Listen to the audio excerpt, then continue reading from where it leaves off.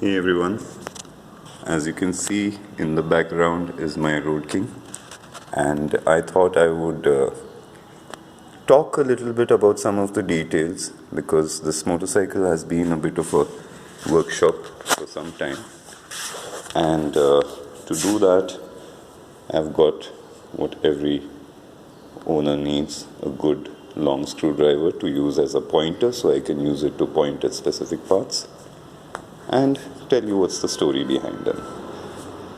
So first let's just take in the entire bike. There you go. Okay, so let's start from the back. Now here, because I was looking at reducing weight, what I have essentially is a pair of bicycle tail lights. Okay, and they do have some nice options,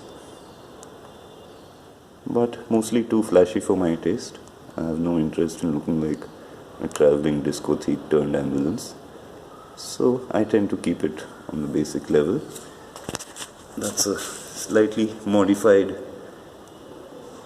light mount, and this thing runs on batteries. So that's one.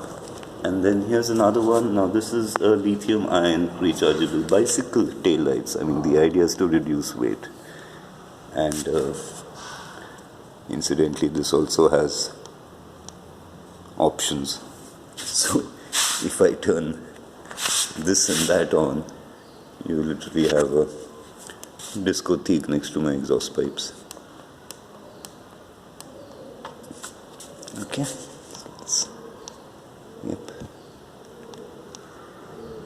But I like it. It is seriously very bright.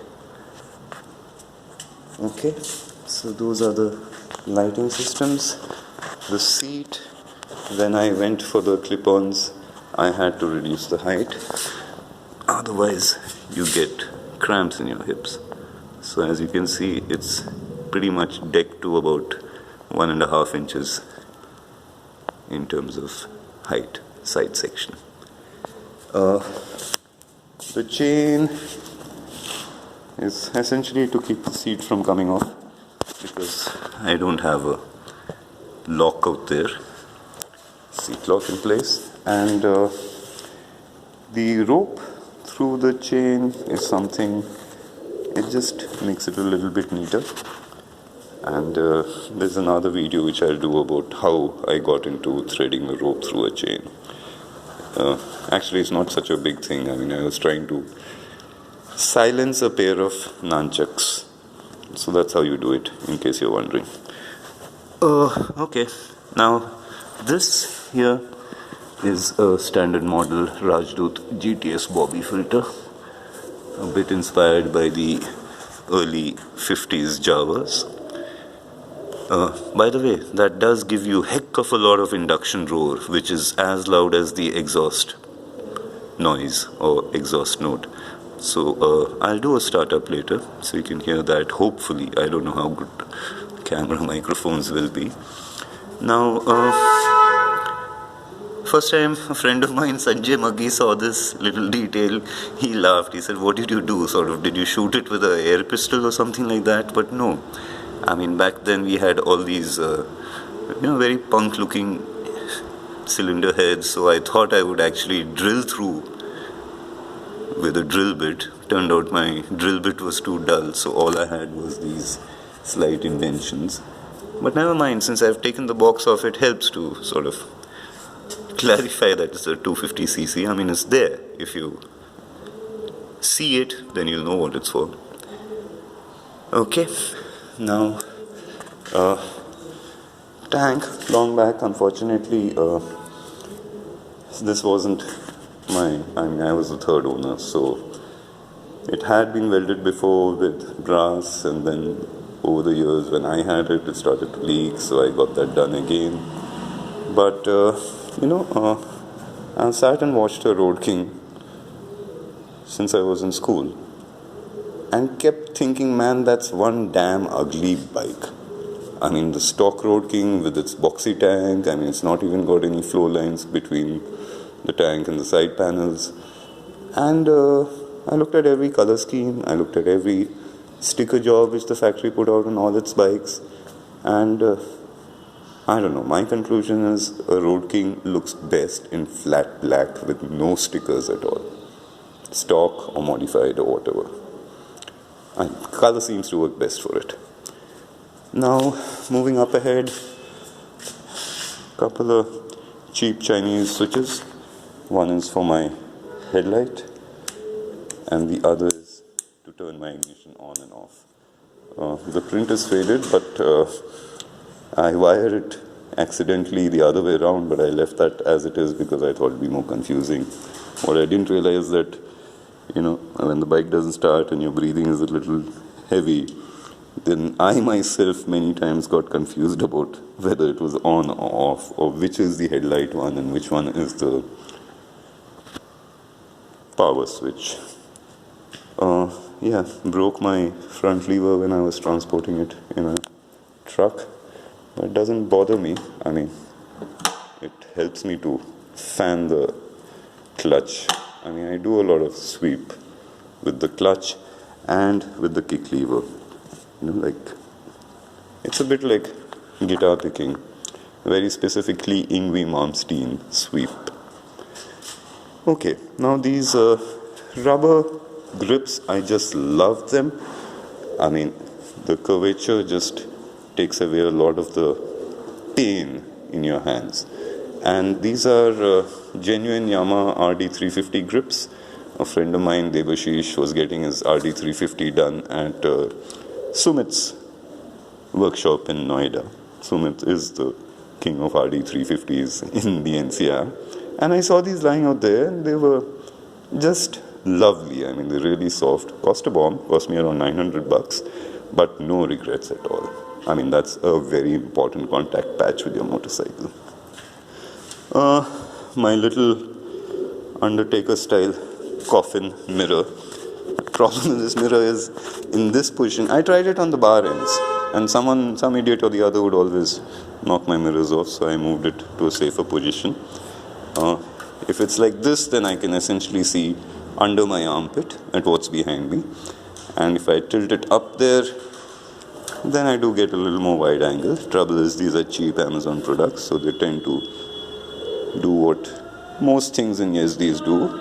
At high speed, the vibration starts to make it tilt. Took an effort, but I like the Roadking with all holes capped. Okay, so that's where my handlebars used to be, and that's where my number plate is. And this little space here. Now, this is a horn, which is the end of road rage as far as I'm concerned. I've had this horn of mine in multiple positions. I've had it up there pointing down. I've had it on the handlebar. Finally, I got this little linkage. I don't know how well you can see it. Yes, this linkage.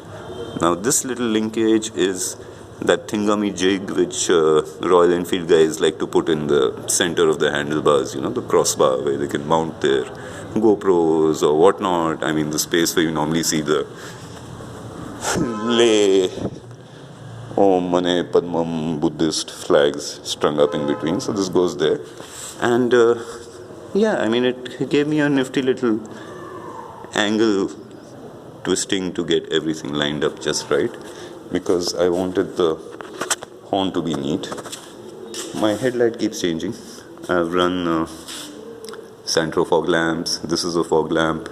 Before this I had another round white beam. I've done LEDs. But this is the current one.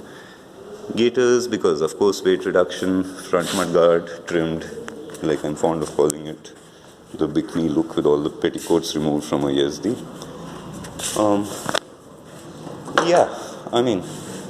I am proudly Indian. So I always wanted, you get those tassels at the end of rickshaws, but one little thing like this, and this literally is my speedometer. I mean, when I'm doing about 80 or 75, 80, then this thing starts to point straight backwards. Otherwise, it's sort of at a lower point. So, yeah, it's my speedometer. Couple of stains I have to tighten up. This is one little thing which I'd seen in Greater Noida in auto rickshaws, bullet end nuts. And I just loved it because, you know, Harley guys also love using this. And it's a little safer, I know. I mean, strictly speaking, one should use iron studs with decent nuts because of heat transfer. But as they say in North India, a little bit of tushin never hurt anybody. Same bullet nuts. A bigger one for the speedo output. I categorically stopped using a speedometer because it was stupid, it was dangerous, and I keep tightening the damn thing because you know the Roadking vibration always loosens your speedometer. It was just too damn irritating, and I know this bike. I mean, I've topped it at 138 on a friend's car. He checked the speed. It was a Ford Escort, so I don't think Escorts have speedometer error because it wasn't anywhere next to its top speed. So, yeah, that's pretty much the front end. Anything left out? Nope. The rest, as they say, is pure jazz.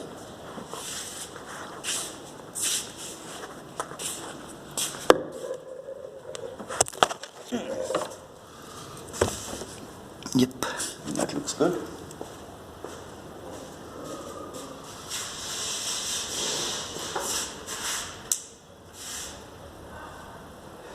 Fuse on, ignition on, screwdriver in safe space.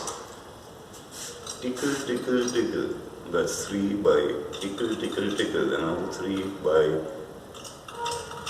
3. So 3 by 3 by 3. Okay, pauses in between. That is when you've primed it up enough, in case you want to know the ideal. And this is a Jacob, by the way, with a single slide float. Fine, here goes.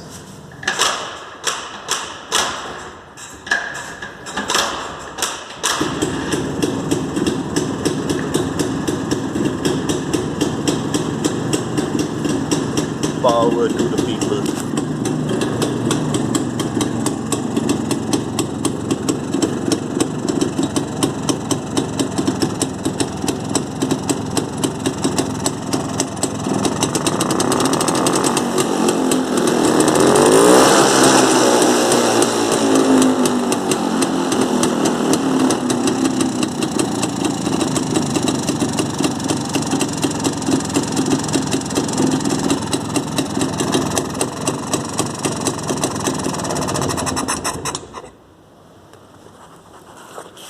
That's all, folks.